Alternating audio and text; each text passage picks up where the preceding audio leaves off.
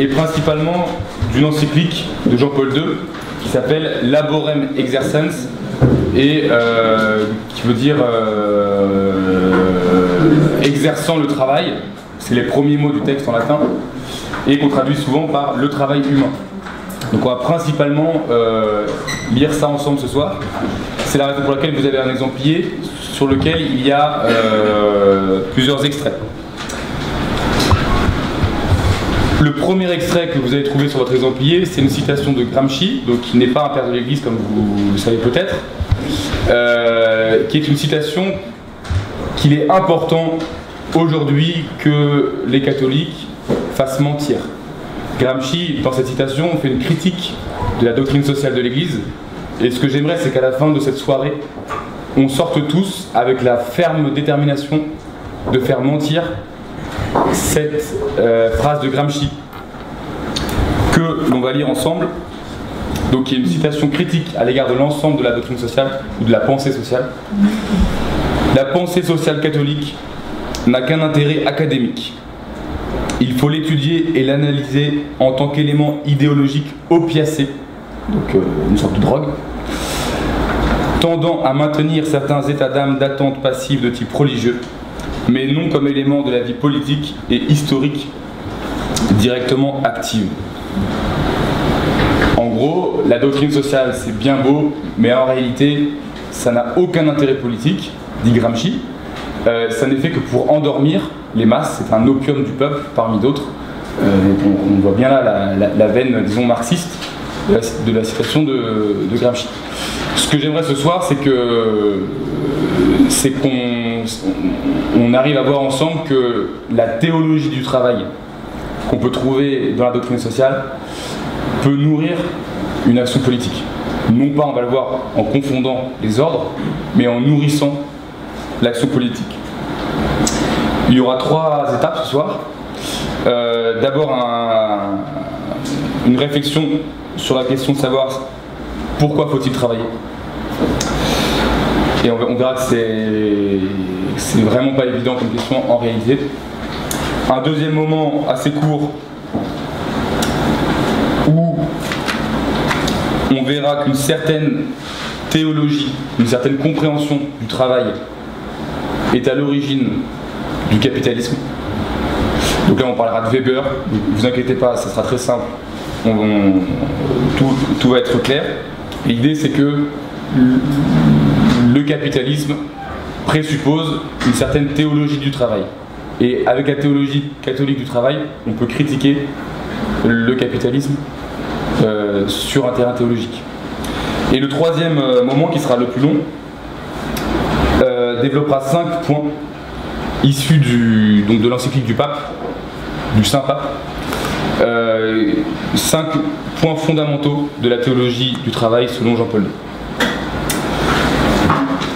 Alors, comme vous pouvez le remarquer, j'ai une extinction de voix, ayant parlé 7 heures d'affilée hier, donc j'espère que je vais tenir 3 quarts d'heure. Et sinon c'est Grégoire donc, qui me remplacera, donc je lui chuchoterai dans l'oreille et il transcrira à voix haute. Alors, premier point, faut-il travailler?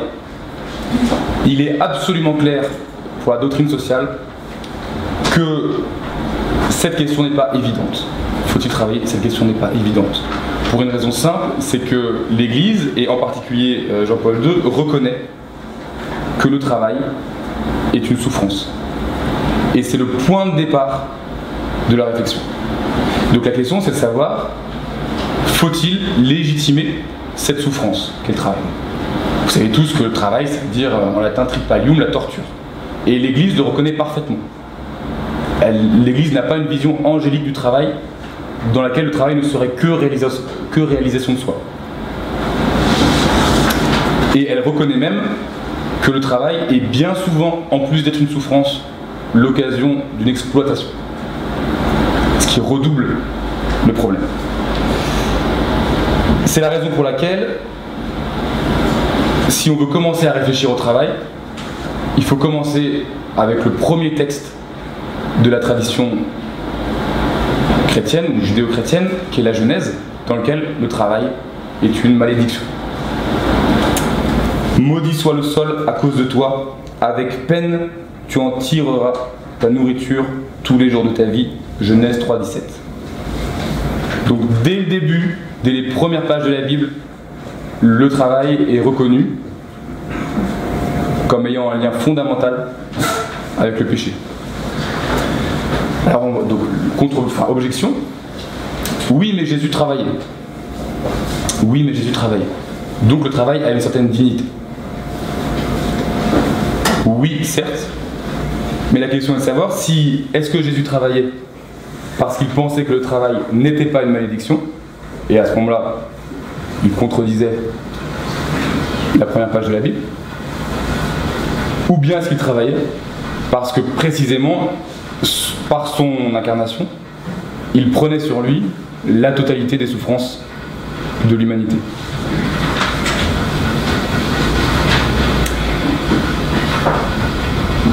C'est la deuxième solution. Donc, Jésus travaillait parce qu'il prenait sur lui la totalité des souffrances de l'humanité. Donc il reconnaissait par son travail que le travail est une souffrance. Jean-Paul II, donc dans l'encyclique Laborem Exercens, note qu'à aucun moment Jésus ne dit qu'il faut travailler. Bien au contraire, il y a un moment très célèbre où Jésus parle du travail et où il semble plutôt dire qu'il ne faut pas travailler. Je ne sais pas si vous connaissez ce moment, c'est un moment qui donne lieu à un concept qui est très important, qui est très beau dans la vie du chrétien, qui est le concept d'insouciance évangélique. Ce passage, je vais vous le lire. C'est pourquoi je vous dis, ne vous souciez pas pour votre vie de ce que vous mangerez, ni pour votre corps de quoi vous le vêtirez. La vie ne vaut-elle pas plus que la nourriture et le corps plus que les vêtements? Et donc c'est le passage. Regardez les oiseaux du ciel.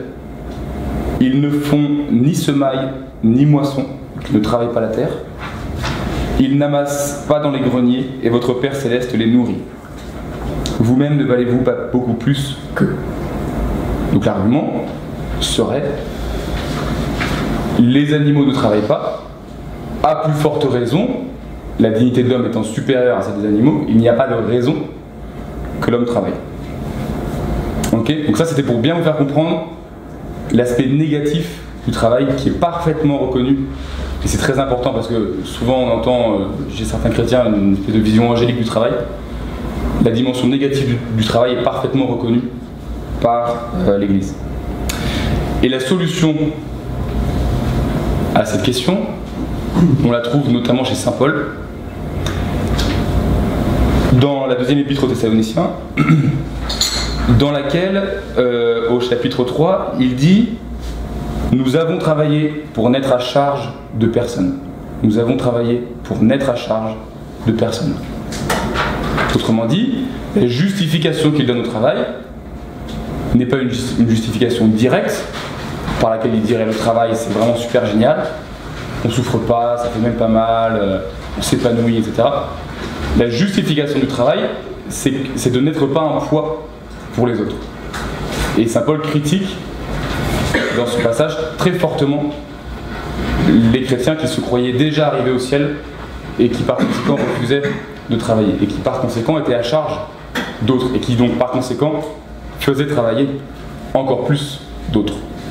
Donc vous voyez la justification paradoxale du travail, c'est qu'il faut travailler pour que tout le monde travaille le moins possible.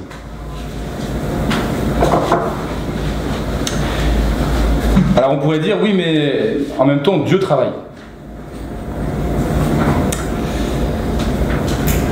La création, dans la Genèse, est considérée comme un travail.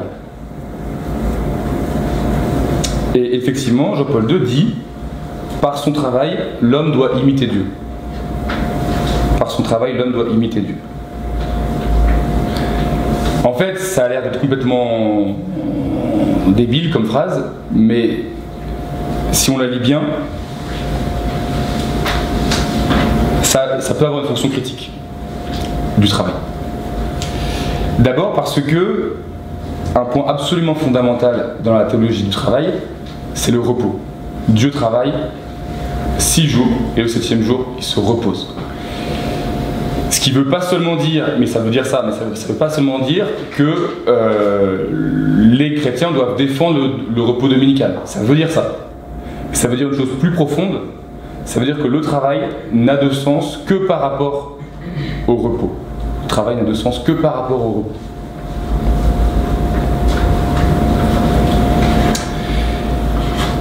Ça signifie aussi que le travail est soumis à une certaine norme. Le travail de l'homme est soumis à une certaine exigence, celle d'imiter Dieu quand il crée. Ce qui veut dire que le travail de l'homme ne doit pas nuire à la création. Et vous voyez que ça pose un problème pour un certain nombre d'emplois.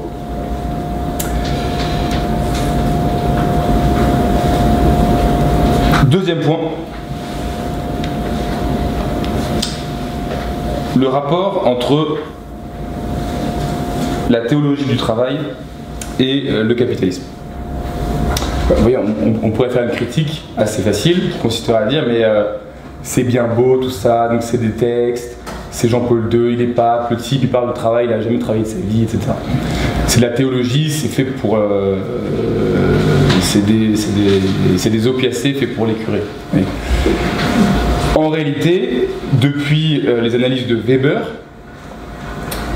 on peut estimer que la théologie est présente dans le capitalisme, dans la mesure où le capitalisme implique, dans sa version moderne, une certaine conception du travail. Le point que Weber apporte à la réflexion, c'est le suivant. Selon lui, et évidemment c'est contestable, peut-être qu'on en discutera ensuite, selon lui, le capitalisme, dans sa version moderne, s'initie à partir de la conception luthérienne du travail comme Beruf, c'est-à-dire comme vocation.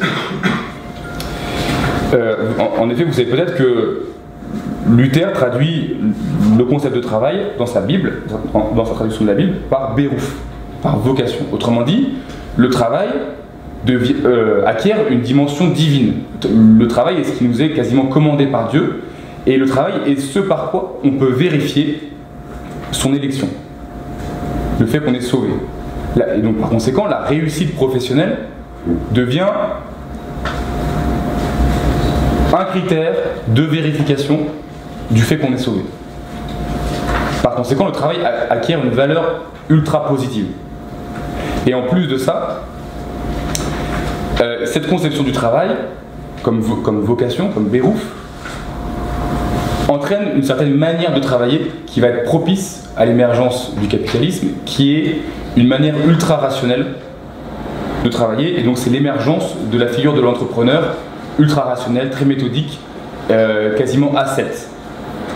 C'est le point qui est intéressant dans l'analyse de Weber, c'est que intuitivement on se représente, disons, les capitalistes comme des je sais pas comment on va dire, comme des gros bourgeois opulents. Et en fait, Weber a dit non, c'est pas du tout ça. En fait, un capitaliste, au sens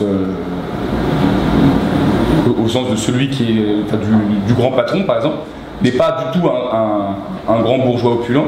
C'est fondamentalement un ascète, un type qui a réduit son existence à une rationalisation qui lui permet d'être le plus efficace possible et donc d'avoir le plus de réussite professionnelle possible, ce qui lui permet de vérifier son élection, son salut. Or,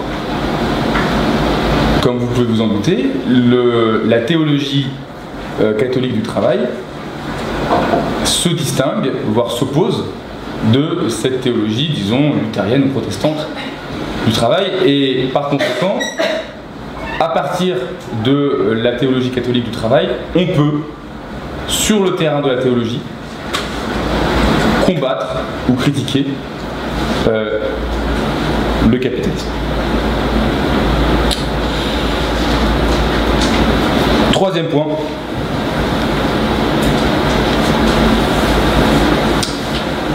Cinq points fondamentaux dans Laborem Exercens qui présente donc une théologie du travail.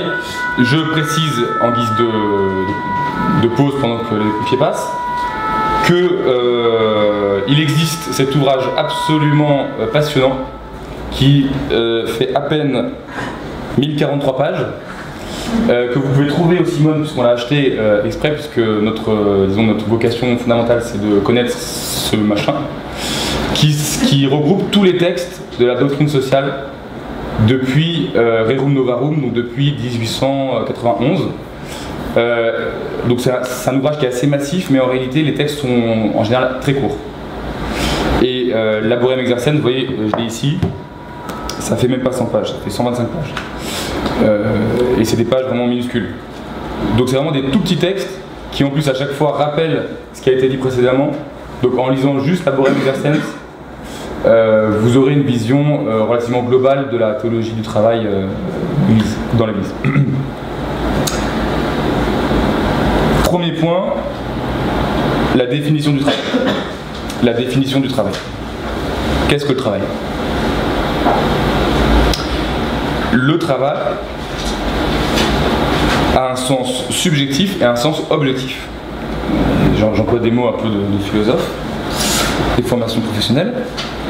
Ça veut dire quoi? Ça veut dire que le travail a un sens subjectif, donc il est l'expression de la personne, et un sens objectif, il est la production d'une œuvre.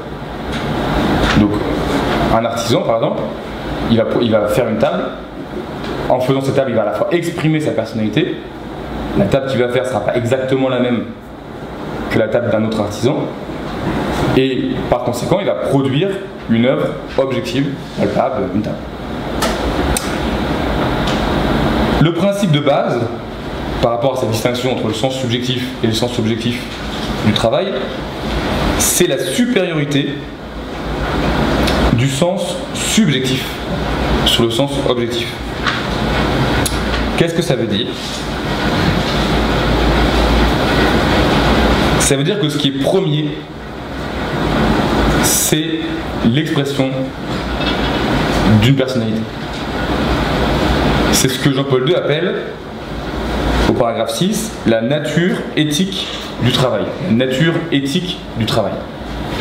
Vous voyez, on est parti d'un point où on disait le travail est une malédiction, le travail c'est mal, c'est une souffrance, etc. Et là on arrive à un point où Jean-Paul II nous dit le travail a une nature éthique qui permet l'expression de la personne. Donc il y a une contradiction, vous voyez, entre la réalité du travail, parfaitement reconnue par l'Église, et en même temps le fait qu'elle dit le travail, il faut l'aborder à partir d'une certaine éthique. Et cette éthique, c'est que, premièrement, dans le travail, doit se réaliser la personnalité.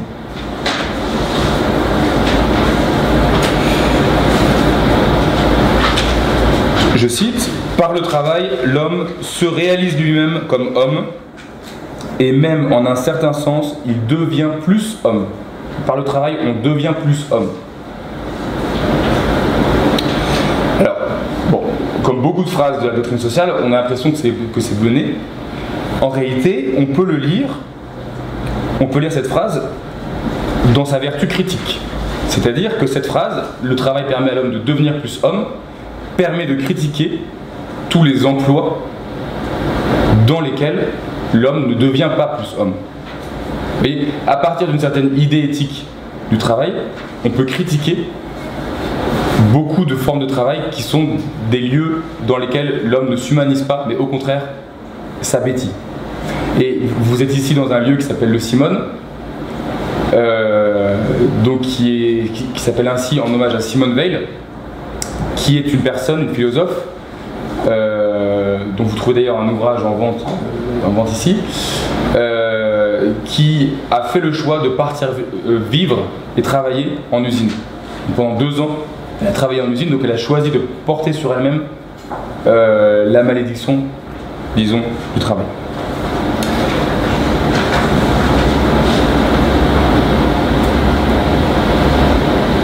C'est parce que cette conception du travail comme humanisant l'homme a une vertu critique que Jean-Paul II, dans ce même texte, légitime le mouvement ouvrier. Au paragraphe 8, Jean-Paul II parle du mouvement ouvrier en disant il s'agissait, je cite, d'une juste réaction sociale. Une juste réaction sociale. Donc ça veut dire que le mouvement ouvrier entend qu'il défend une certaine vision éthique du travail comme devant réaliser l'homme, dérive d'une juste réaction sociale. C'est la raison pour laquelle vous trouvez dans ce texte, mais dans d'autres textes et dans les premiers textes de la doctrine sociale, l'appel à la création de syndicats et plus précisément de syndicats chrétiens.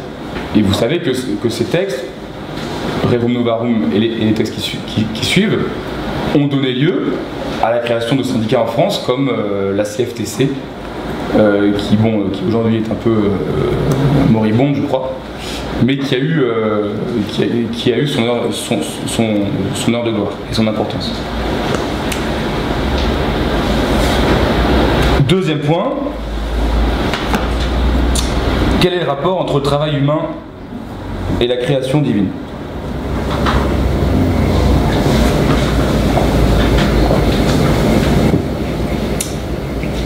Il y a notamment une phrase, peut-être que vous la connaissez, dans la Genèse, qui invite l'homme à dominer la terre. Tout le monde situe la phrase « dominer la terre », après je ne sais plus ce qui est dit. Et il y a une critique qui est faite, notamment dans les mouvements écologistes, qui est de savoir si est-ce que cette expression « dominer la terre » est un appel au productivisme.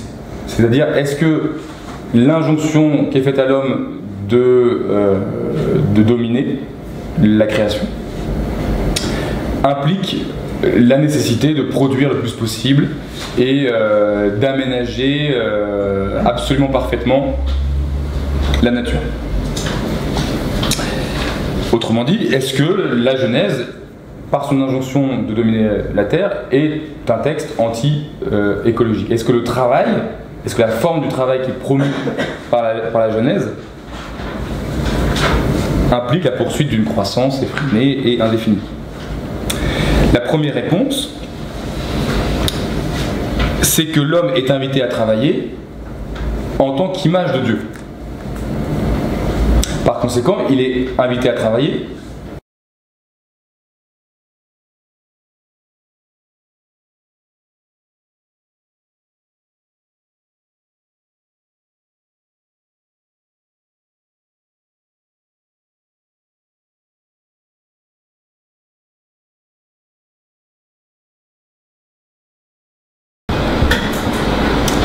C'est la raison pour laquelle Jean-Paul II donne un principe de légitimation de la richesse.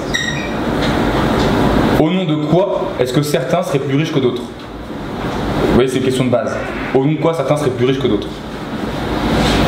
La doctrine sociale de l'Église dit la propriété privée a une certaine légitimité. Donc l'Église n'est pas pour l'abolition de la propriété privée. C'est ce qui la distingue des communistes. Néanmoins, la propriété privée, donc le fait d'avoir de la richesse, n'est légitime qu'à certaines conditions.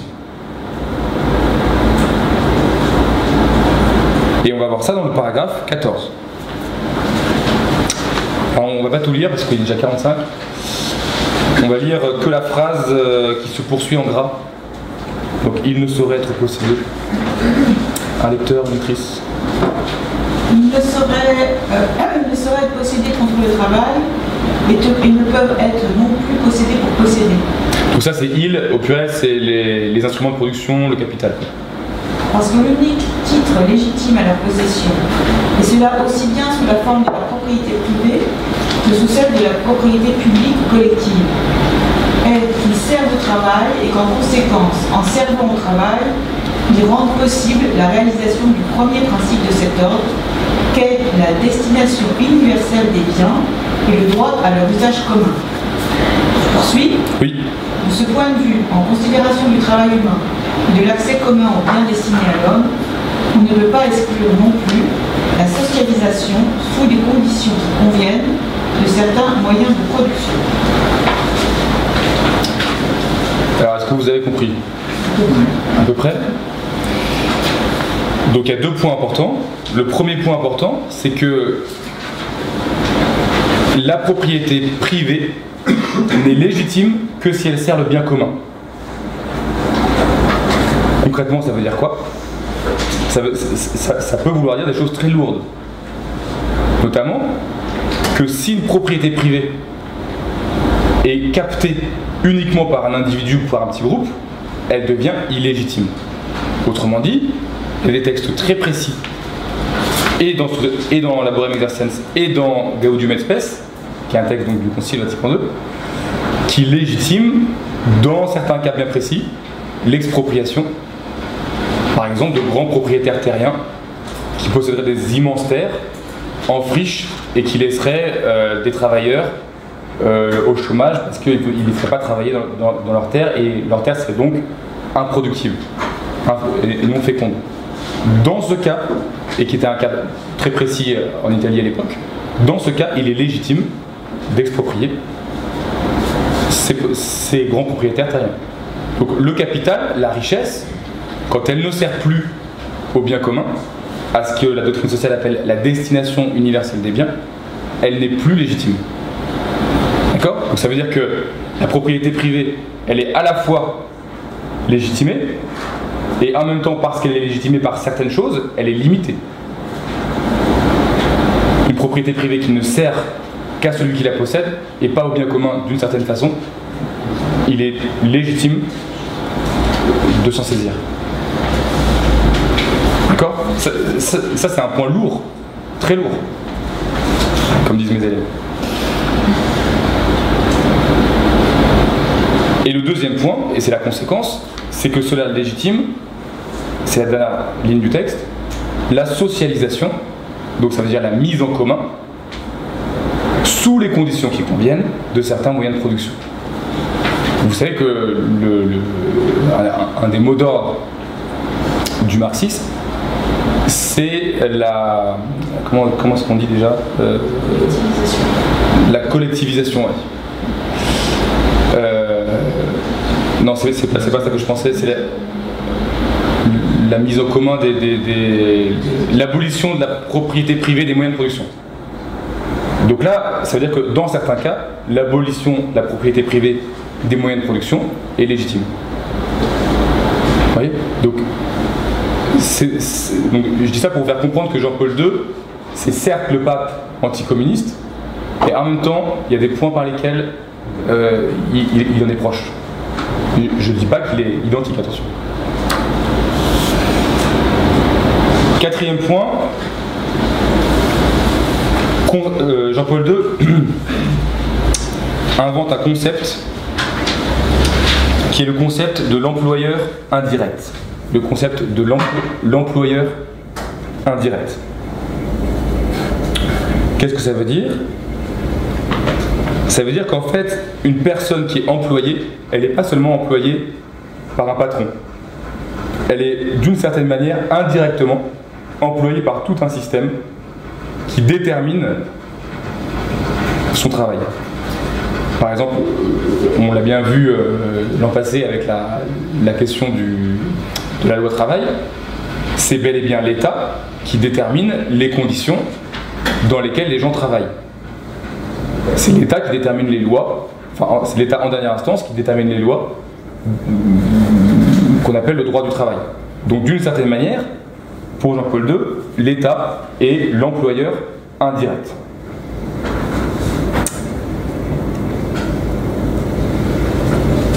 Cela justifie un certain droit au travail, premièrement. Deuxièmement, cela justifie les subventions pour les chômeurs, et ça c'est explicite dans le texte. Et cela signifie, troisièmement, une certaine planification économique qui est fortement distinguée, et c'est un point évidemment crucial, de la centralisation.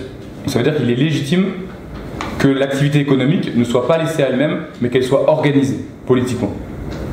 Ce qui ne veut pas dire nécessairement organisée par un État qui gouvernerait la totalité d'un territoire. Ça veut dire que politiquement, donc ça peut être localement, de manière démocratique, ça Jean-Paul II n'est pas précis sur ce point, il faut que l'activité économique soit encadrée. Vous trouvez dans Rerum Novarum, donc qui est le premier grand texte de la doctrine sociale publié en 1891, la nécessité d'une politique de... Alors le mot qui est employé, c'est un peu un mot ancien, une politique de sollicitude de l'État à l'égard des prolétaires. Et le mot qui est employé dans la traduction, du moins ici, c'est le mot prolétaire. Alors je vais vous lire une petite citation qui est extrêmement claire. Le travail des ouvriers est la source unique d'où procède la richesse des États. Le travail des ouvriers est la source unique d'où procède la richesse des États. L'équité demande donc que l'État se préoccupe des travailleurs. Donc, je résume. Ce que dit le pape dans cette encyclique, c'est que la richesse, elle est produite d'abord, la source première, c'est les prolétaires, c'est ceux qui travaillent, c'est les ouvriers, c'est eux qui produisent la richesse. Et parce que c'est eux qui produisent la richesse, il est de l'ordre de la justice de faire en sorte qu'en aucun cas, ceux qui produisent la richesse ne puissent vivre dans la misère. Par conséquent, il n'est pas de l'ordre de la générosité publique qu'il y ait des allocations familiales, qu'il y ait des aides sociales, mais de l'ordre de l'équité du texte, donc de la justice. Il s'agit de rendre à ceux qui ont produit premièrement la richesse. D'accord ? Cinquième et dernier point, concept très important, le juste salaire. Le juste salaire. Donc qu'est-ce que ça veut dire ? Ça veut dire que le salaire qu'on donne à quelqu'un ne doit pas avoir pour norme seulement la rentabilité économique, mais, je cite, le premier principe de tout l'ordre social, c'est-à-dire le principe de l'usage commun des biens. L'usage commun des biens. Autrement dit, très concrètement, qu'est-ce que ça veut dire ? Ça veut dire qu'une entreprise dans laquelle, par exemple, les salaires sont tellement écartés entre le haut et le bas, que le haut vit dans l'opulence et le bas dans la misère, n'est pas conforme à l'usage commun des biens. Donc c'est la raison pour laquelle, pour vous dire les choses concrètement et pour que ça soit bien clair, et peut-être qu'on en discutera après, il est évident que c'est problématique que dans les grandes entreprises françaises, les écarts de salaire soient en moyenne de 1 à 100. Et on ne sait pas très précisément ce que le pape veut, mais on sent bien que des écarts de salaire de 1 à 100 en moyenne, ça n'est pas conforme à l'usage commun des biens. D'accord ? Et vous voyez que l'expression usage commun des biens, elle se distingue de propriété commune des biens. Ce qui doit être commun, c'est pas la propriété, c'est l'usage des biens.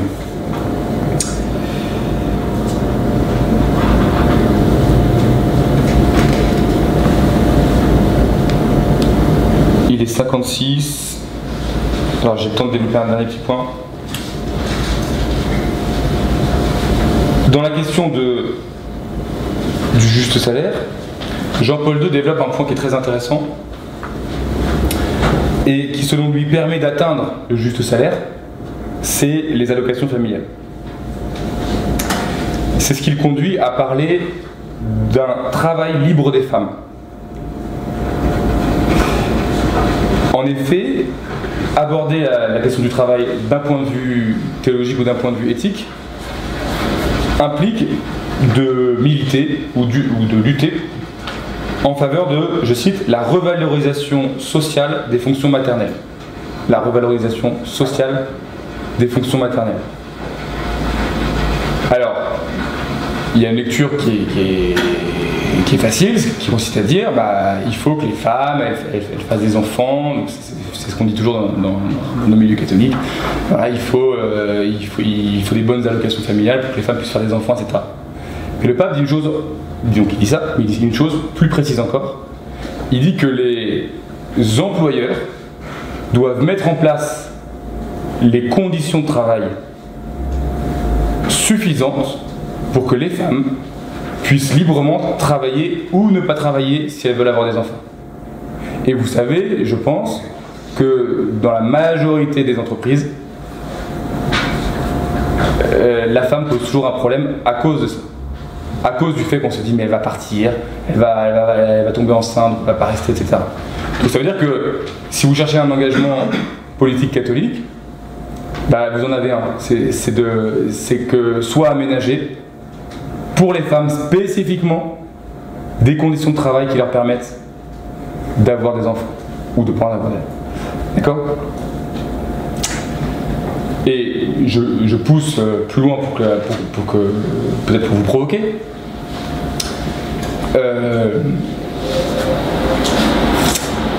On ne traitera pas la question de l'avortement tant qu'on ne traitera pas cette question précise là. C'est-à-dire que c'est insupportable. C'est insupportable, donc c'est le moment où je parle.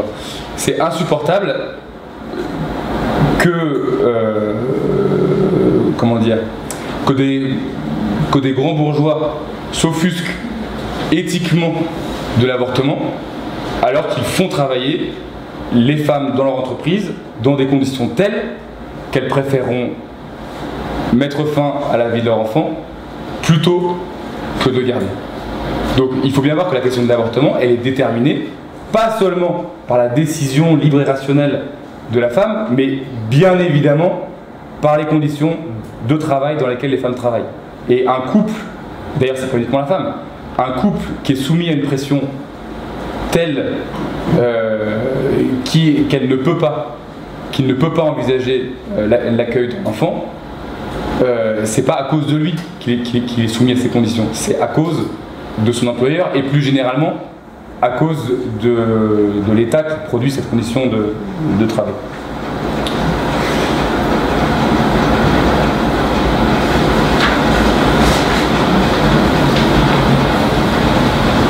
Voilà, il est 21h. J'ai suffisamment parlé et je pense que ma voix va tenir encore 5 minutes. Donc si vous avez des questions, je peux y répondre. Si vous avez des objections, je peux peut-être y répondre. Merci à tous.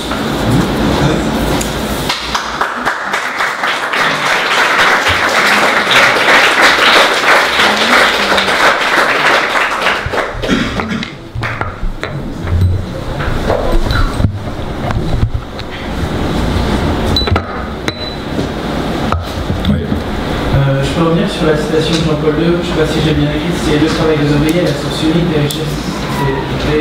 Alors ça c'est pas Jean-Paul II, c'est dans Rerum Novarum, donc c'est Léon XIII si je me souviens bien. Léon XIII. Je me suis dit, c'est pas un peu daté. Alors tu peux la redire pour voir si tu peux bien noter. Le travail des ouvriers est la source unique c'est ça. des richesses de l'État. Et c'est pas un peu dépassé dans notre économie qui est avec essentiellement des employés ou dans d'autres économies du monde qui reposent essentiellement sur les matières premières comme le pétrole. Le travail, du coup, c'est pas la source de richesse unique forcément. Bah en fait, c'est une bonne objection. Et en fait, parce qu'en fait, derrière, je pense que vous avez, je sais pas si vous connaissez le débat avec les physiocrates. C'est-à-dire, les physiocrates, c'était en gros les premiers économistes qui disaient que la source de la richesse, elle provient de l'agriculture. Vous êtes économiste ? Bon. En fait, je pense que là, on n'a pas la répétition de la thèse physiocrate, en fait. Parce que il ne s'agit pas de dire que le travail provient de l'agriculture, que la richesse provient de l'agriculture. Ce qu'il dit, c'est que la richesse provient du travail. Et même la richesse pétrolière, il faut bien qu'elle soit extraite. Et donc il faut bien qu'il y ait des gens qui travaillent pour l'extraire. Et ensuite, une fois qu'elle est extraite, elle est commercialisée, échangée, elle passe sur les marchés, etc. Mais premièrement, il faut qu'elle soit extraite, et donc par un travail. Vous ne croyez pas ? Mais du coup, là, on passe de ouvrier à force de travail. Voilà. Ça fonctionne aussi pour les employés. Bien sûr. En fait, il y a peut-être un problème de traduction, alors je sais pas. Mais moi, la réponse que je vous donne, c'est que cette citation a un sens si on la situe par rapport à la question du travail et par rapport à la question du rapport entre le travail et le capital. Donc ça veut dire quoi concrètement? C'est-à-dire que c'est toujours le travail qui produit la richesse. Et le capital, c'est à la fois un instrument et une force de captation de la richesse produite par le travail. Je voudrais savoir comment, à l'avenir, l'Église pourrait justifier un revenu universel. C'est-à-dire, on donne un minimum salarial, sans aucune condition aux travailleurs. Et je ne vois pas comment elle pourrait justifier cette position, puisqu'on doit contribuer d'une certaine manière à l'œuvre de création. Donc ça serait opposer aux travailleurs cette possibilité-là. Et en même temps, ça serait, entre guillemets, être sous perfusion, être assisté, enfin c'est... En fait, peut-être que notre ami économiste répondrait mieux que moi. Mais en fait, le premier problème, c'est que la notion de revenu universel est ambiguë. Parce qu'elle est d'une part défendue par des gens qui estiment que, au nom de la dignité de l'homme, l'homme ne doit pas vivre dans des conditions indignes. Par conséquent, il est normal, éthique, de donner à l'homme des conditions matérielles qui lui permettent de vivre de manière digne. Et ensuite, elle est défendue par des gens opposés, pour lesquels le revenu universel est un moyen de supprimer la totalité ou la quasi-totalité des allocations sociales, des prestations sociales. Et donc le revenu universel est dans ce deuxième cadre le moyen de simplifier, de moderniser les prestations sociales de telle sorte que en fait on les réduise un peu en fait. Et donc la question de la dignité dans cette deuxième configuration n'intervient pas. Donc voilà, donc déjà si on pose ça, je pense que ça clarifie un peu le débat. Et ensuite, il n'est pas, comment dire, l'Église ne dit pas que tout le monde doit travailler. Du moins, l'Église ne dit pas que tout le monde doit avoir un emploi. Il y a une distinction qui est absolument cruciale, c'est la distinction entre l'emploi et le travail. En fait, le travail, c'est la réalisation de la personne et la participation au bien commun. Vous voyez bien qu'il y a énormément de travaux qui remplissent ces deux critères.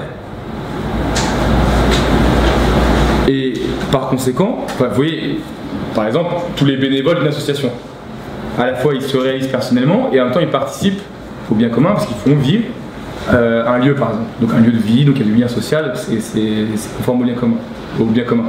Donc du coup l'argument qui légitimerait le revenu universel d'un point de vue catholique, ça serait de dire mais en fait le problème du salariat ou de la manière dont les gens sont payés, c'est qu'ils ne sont payés que pour des emplois et pas forcément pour des travaux. Or il y a énormément de travaux qui ne sont pas des emplois et pour cette raison-là, il faut qu'ils soient rémunérés. Et vous voyez bien que si on fait la distinction entre emploi et travail, il y a aussi beaucoup d'emplois qui ne sont pas vraiment des travaux. Vous pouvez donner des exemples sur l'emploi. Donc si on définit le travail comme ce qui permet d'accomplir sa personnalité et de participer au bien commun, vous avez plein de travaux qui sont des travaux qui font du mal et qui ne font que du mal à ceux qui travaillent. Vous avez des emplois qui ne font que du mal à ceux qui travaillent et vous avez des emplois qui détruisent certains éléments du bien commun. Par exemple, vous voyez toutes les questions écologiques. Il y a énormément d'emplois qui détruisent la nature et la nature fait partie du bien commun. Donc il y a énormément d'emplois qui ne sont pas conformes à la vérité du travail. Si vous. Qui est-ce qui a introduit ce bien commun comme horizon du travail? En fait, dès le début de la pensée sociale, et c'est un point qui est approfondi à chaque fois, à chaque encyclique. Et ça, c'est ce que Jean-Paul II appelle, je vous l'ai dit, la vision éthique. Je ne sais plus s'il dit vision, la conception éthique du travail.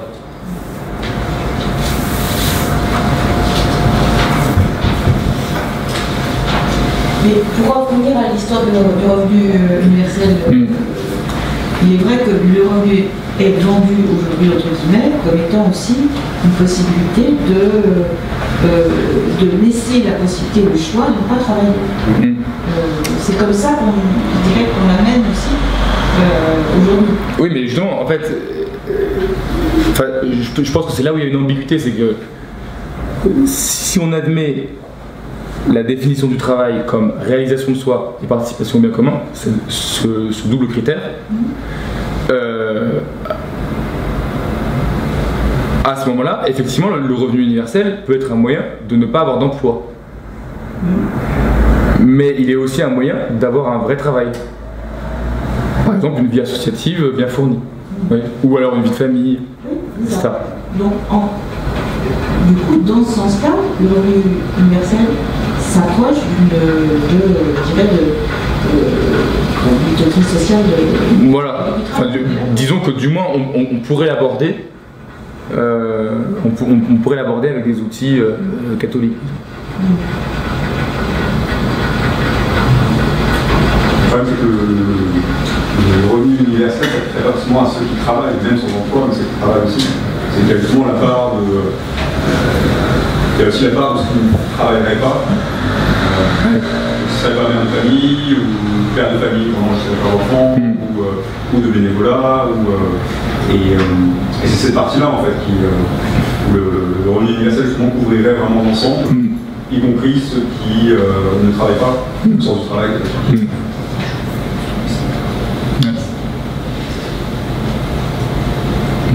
Dans la mesure où si on ne laisse pas aller le capitalisme librement, comme veut le faire l'Église, mettre des frais en capitalisme, est-ce qu'en empêchant les coûts de production de baisser, et donc ensuite en empêchant donc le transfert du capital pour la fabrication de bouteilles par exemple, des coûts, on réduit les coûts, et l'économie qu'on fait sur ces coûts-là, on les reporte sur d'autres productions. C'est ce qui fait en gros avancer le progrès technologique. Donc si on freine le capitalisme, est-ce qu'on ne risque pas de freiner le progrès technologique? En gros, la doctrine sociale de l'Église ne freine-t-elle pas le progrès technologique en freinant le capitalisme? Si, et ça ne lui pose pas de problème. En fait, justement, l'Église, vous l'avez peut-être noté, elle n'est pas progressiste. Donc ça veut pas dire qu'elle n'est pas pour des avancées humaines, ça veut dire qu'elle ne subordonne pas l'humanité au progrès, mais l'inverse, elle fait l'inverse. Ça veut dire que le progrès technologique n'est légitime que pour autant qu'il est un progrès humain.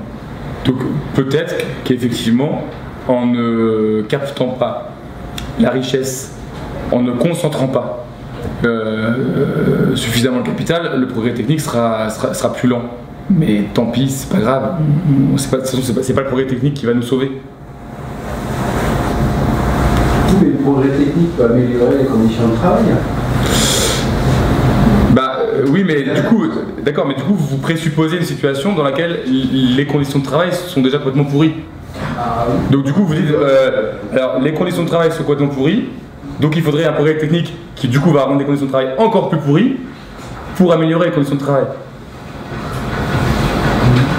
Alors que peut-être qu'il faut procéder par étapes. Mais notre ami économiste aura peut-être une réponse plus intelligente. Mais en fait, ce qui est hyper intéressant dans votre question, c'est que à chaque fois on présuppose une situation qui est contestable et on veut résoudre cette situation contestable par les moyens qui l'ont produite. Alors que justement, la raison pour laquelle une éthique du travail a un intérêt, c'est qu'elle nous invite à déconstruire la situation elle-même. Et par conséquent, les moyens supposés qui nous permettraient d'en sortir, c'est les moyens qui l'ont produite.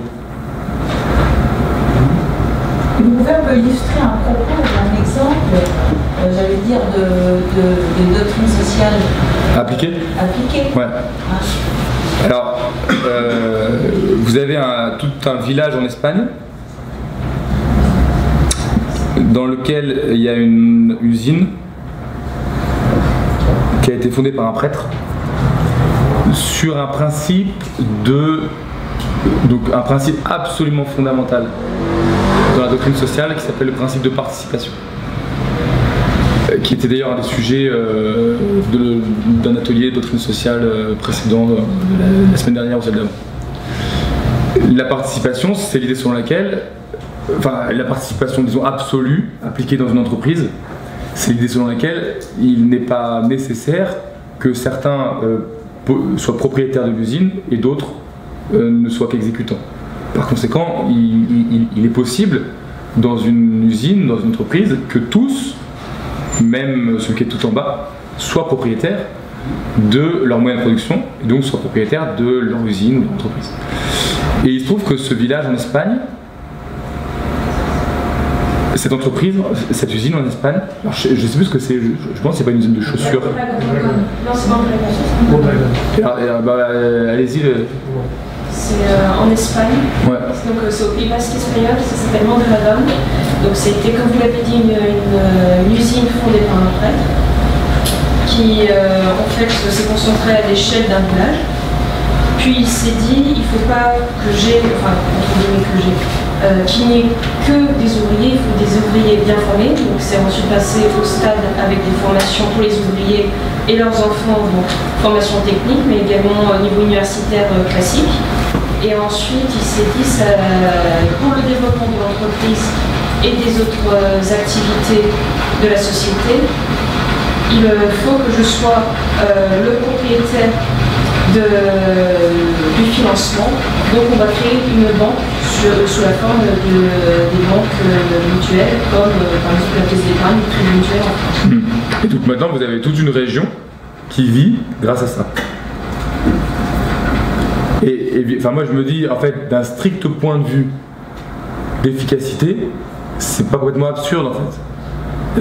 J'imagine qu'une entreprise dans laquelle les gens sont propriétaires de l'entreprise, ils ont plus envie de travailler que d'une entreprise dans laquelle c'est des purs exécutants, quoi. L'esprit start-up un peu investi ce nouvelle façon de faire, vraiment d'impur maintenant. La question de la jeunesse, parce que souvent les jeunes sont au travail maintenant, et de les intégrer au capital, naturellement, par exemple. Oui, ou les coopératives. Quoi. Ou les coopératives. Les coopératives. Exactement.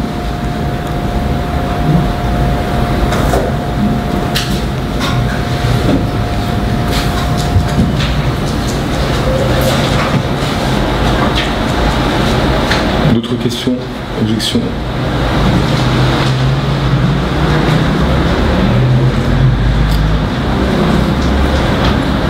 Thomas Chasseran, une question?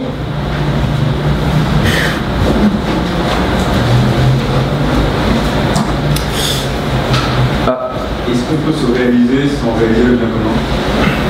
Son travail, c'est ce que maintenant. Par exemple, tu penses à un exemple? Oui, moi qui a accompli quelque chose techniquement et magnifique, mais qui sera nuisible. Genre une bombe atomique. Ouais.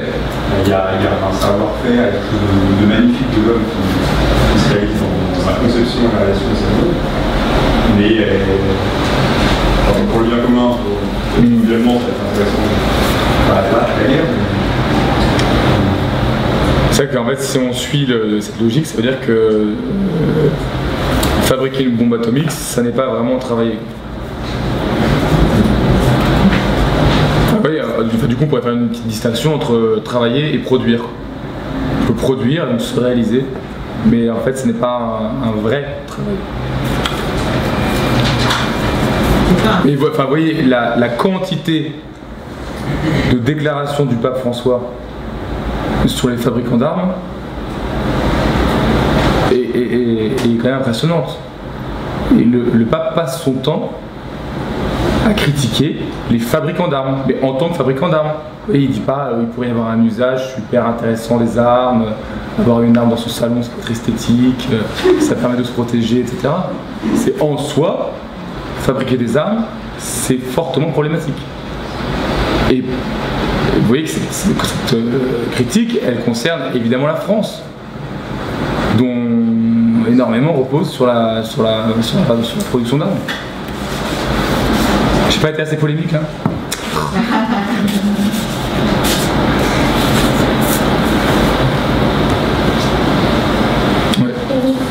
Donc l'Église défend clairement, par exemple, le salaire pour une mère au foyer, parce que la mère au foyer, elle se et en même temps elle sert de la commande, donc c'est un travail, donc il faut le faire. Alors, sauf que elle défend une rémunération des femmes au foyer. Après, le terme de salaire n'est peut-être pas approprié, mais l'Église n'est pas la seule à défendre ça. Hein. Enfin, le fait qu'il y ait des allocations familiales, c'est l'expression de ça. C'est le moyen pour un pays de reconnaître qu'une mère au foyer produit de la richesse. Et après, effectivement, il pourrait y avoir un combat, deuxième combat catholique de la soirée. Il pourrait y avoir un combat catholique qui consisterait à militer, et c'est bizarre qu'on n'entende pas de catholiques le faire, pour l'augmentation, mais l'augmentation radicale des allocations familiales. Pourquoi est-ce qu'il n'y a aucun catholique, en tant que catholique, qui défend l'augmentation drastique des allocations familiales? C'est complètement hypocrite de dire non à l'avortement et il faut baisser les prestations sociales.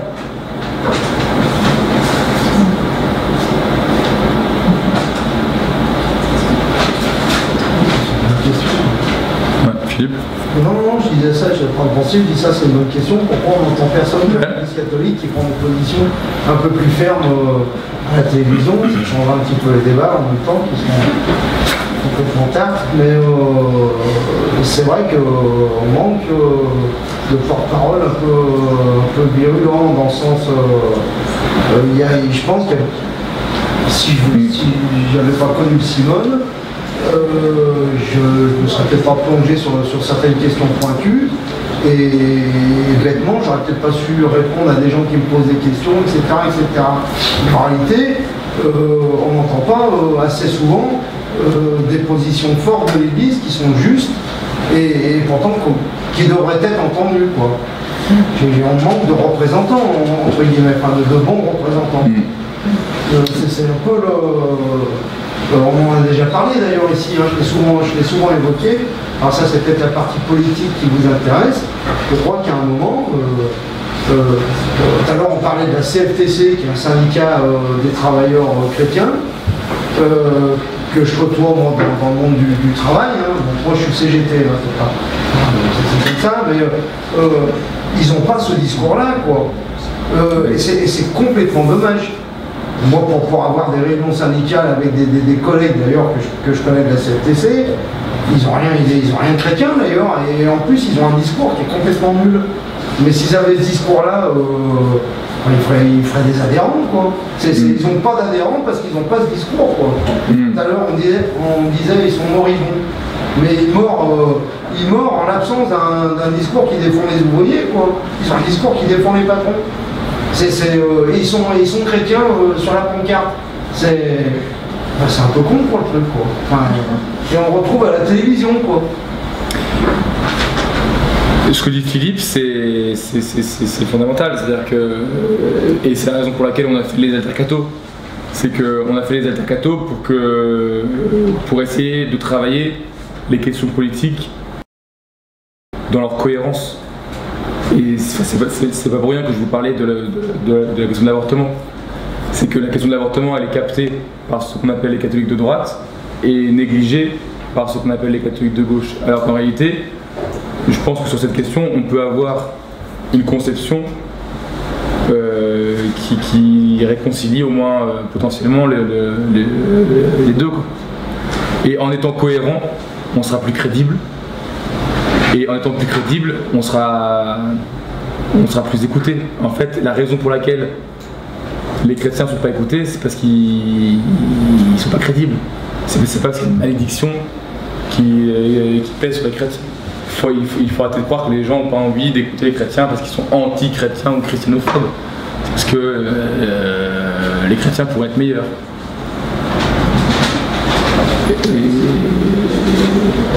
Voilà.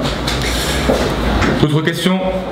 Donc je vous invite à venir vous présenter à Grégoire, qui est donc le directeur du Simone. Si vous avez la volonté, même petite, de rendre un service au bien commun, travailler. Donc cessez vos emplois et travaillez au service du bien commun, donc de Grégoire. Et si vous voulez adhérer à l'association, c'est aussi possible ici. Et si vous n'avez pas le programme, il est disponible. Et si vous voulez rester boire une bière, c'est la raison pour laquelle on a ouvert un café, c'est pour que les gens se parlent. Alors bienvenue, à bientôt.